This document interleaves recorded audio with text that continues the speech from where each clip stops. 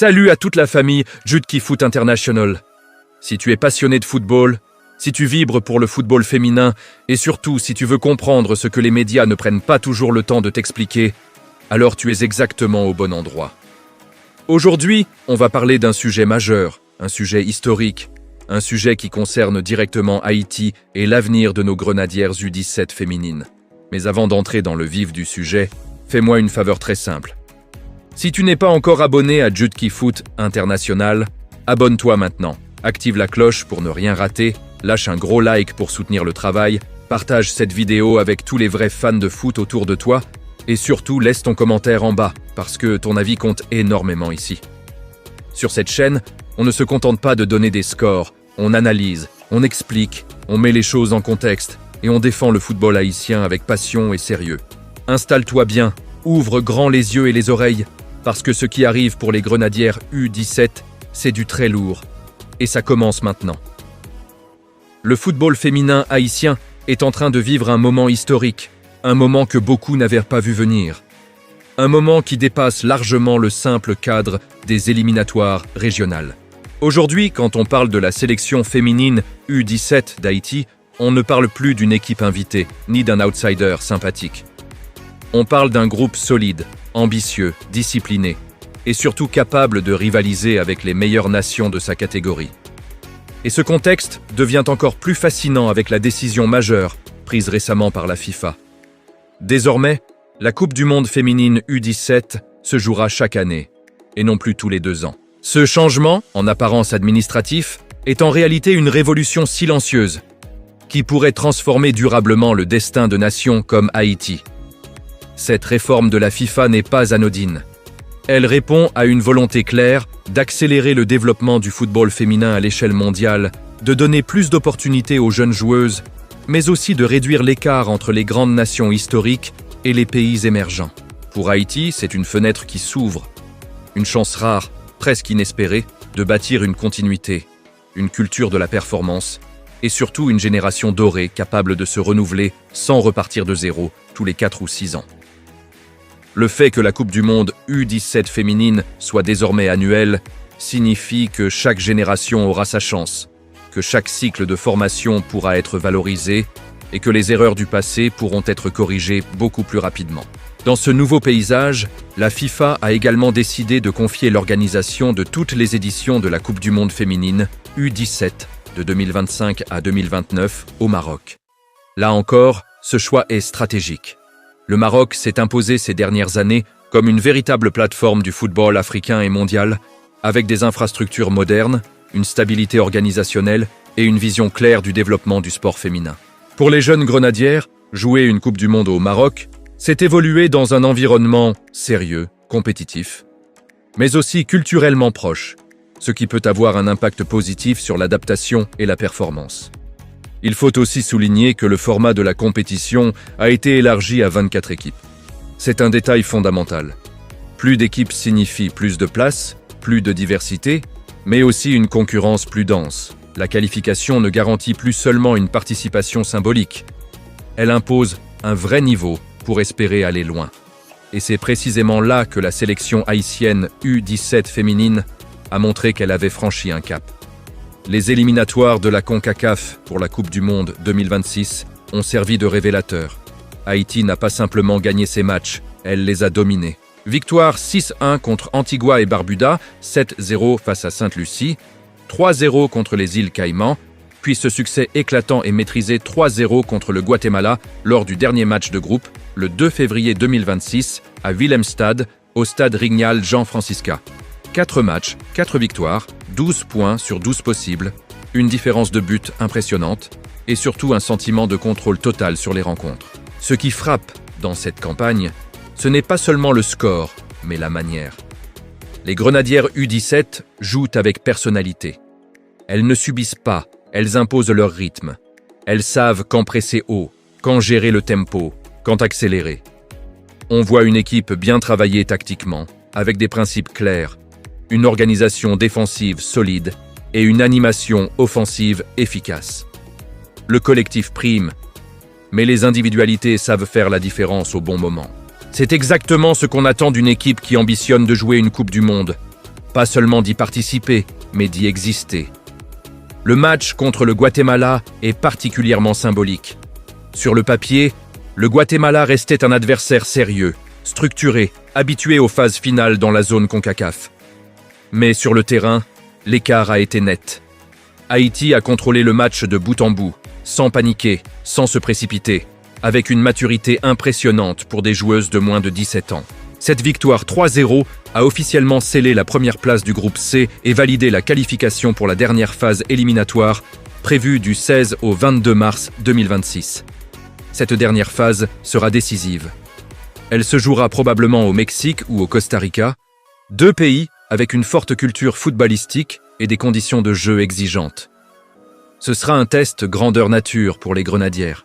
À ce stade, il ne s'agira plus de gagner largement contre des équipes en reconstruction, mais de se mesurer à des sélections rodées, physiquement prêtes, tactiquement expérimentées. Mais c'est justement ce type de défi qui permet de mesurer le vrai potentiel d'un groupe. L'objectif est clair, décrocher l'un des précieux billets pour la Coupe du Monde, U17 féminine, Maroc 2026. Mais au-delà de la qualification, cette phase finale doit servir de laboratoire, de révélateur et de tremplin. Chaque match sera une leçon. Chaque minute jouée à ce niveau renforcera l'expérience des joueuses, leur confiance, leur compréhension du haut niveau international. Il faut également replacer cette performance dans un contexte plus large. Le football féminin haïtien est en pleine ascension depuis plusieurs années. Les succès de la sélection senior, la participation à la Coupe du Monde féminine 2023, l'émergence de joueuses évoluant dans des championnats compétitifs à l'étranger, tout cela a créé une dynamique. Les jeunes U17 d'aujourd'hui ont des modèles, des références, des exemples concrets de réussite. Elles savent que le rêve est accessible, que le maillot haïtien peut briller sur la scène mondiale. La décision de la FIFA d'organiser également les championnats continentaux U17 en 2026 à travers le monde renforce cette dynamique globale. En Europe, le tournoi UEFA se déroulera en Irlande du Nord du 4 au 17 mai 2026.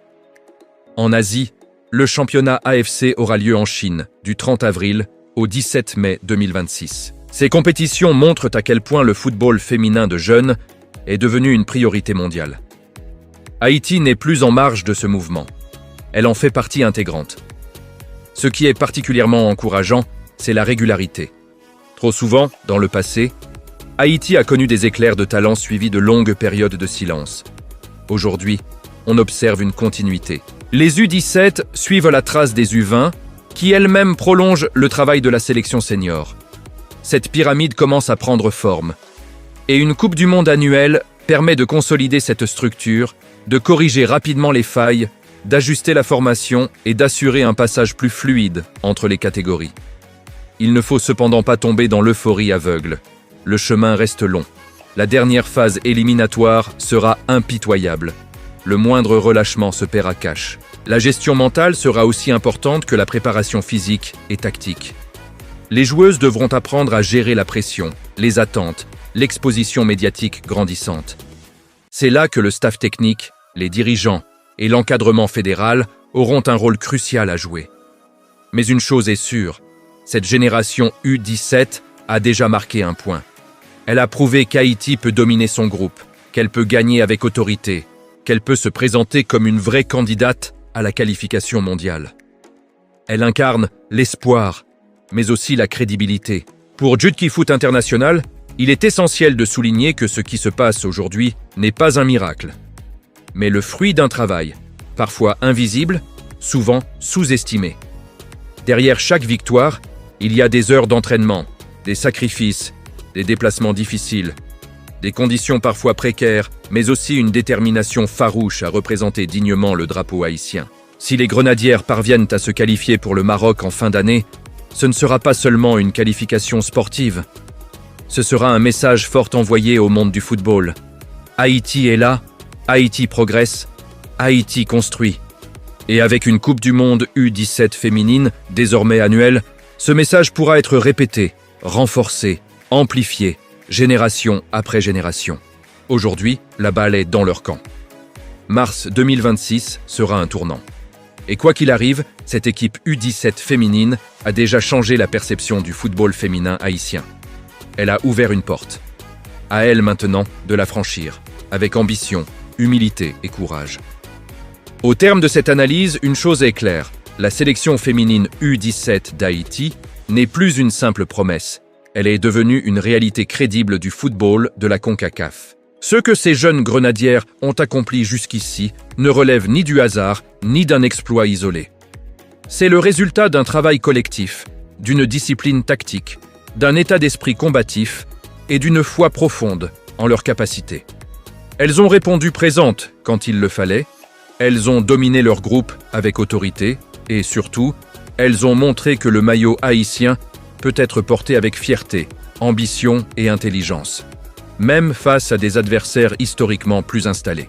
La réforme de la FIFA, qui rend désormais la Coupe du Monde féminine U17 annuelle, change complètement la perspective. Elle offre à Haïti une opportunité rare de s'inscrire dans la durée, de construire une continuité générationnelle et de ne plus voir ses talents disparaître faute de compétition régulière. Pour ces jeunes joueuses, chaque match devient une étape de formation, chaque victoire un message, chaque difficulté une leçon. Et c'est précisément dans ce contexte que leur parcours actuel prend tout son sens. La phase finale des éliminatoires, prévue en mars 2026, sera un moment décisif. Ce sera un test de maturité, de gestion de la pression et de solidité mentale. Mais quoi qu'il arrive, ces grenadières ont déjà réussi quelque chose d'essentiel. Elles ont changé le regard posé sur le football féminin haïtien. Elles ont prouvé que Haïti peut rivaliser, peut s'organiser, peut gagner avec manière et surtout peut rêver sans complexe. Il est maintenant essentiel que tout l'écosystème du football haïtien accompagne cette génération. Les supporters, les médias, les dirigeants, la diaspora, chacun a un rôle à jouer. Le soutien ne doit pas être seulement émotionnel, il doit être constant, constructif et durable. Ces jeunes joueuses ont besoin de confiance, de stabilité et de reconnaissance pour continuer à progresser et à représenter dignement le pays sur la scène internationale. Judki Foot International continuera de suivre cette aventure de près avec le même engagement, la même passion et la même exigence d'analyse. Parce que raconter le football, ce n'est pas seulement parler de scores ou de trophées, c'est raconter des parcours, des combats, des rêves et des identités. Et aujourd'hui, le parcours des grenadières U17 mérite d'être raconté, compris et respecté. La route vers le Maroc n'est pas encore terminée, mais une chose est sûre. Cette équipe a déjà marqué l'histoire. Elle a semé l'espoir, elle a réveillé la fierté, et elle a ouvert la voie à celles qui viendront après. Le futur du football féminin haïtien est en marche, et il avance avec détermination. À nous maintenant de croire en elles, de les soutenir et de continuer à faire rayonner leur histoire.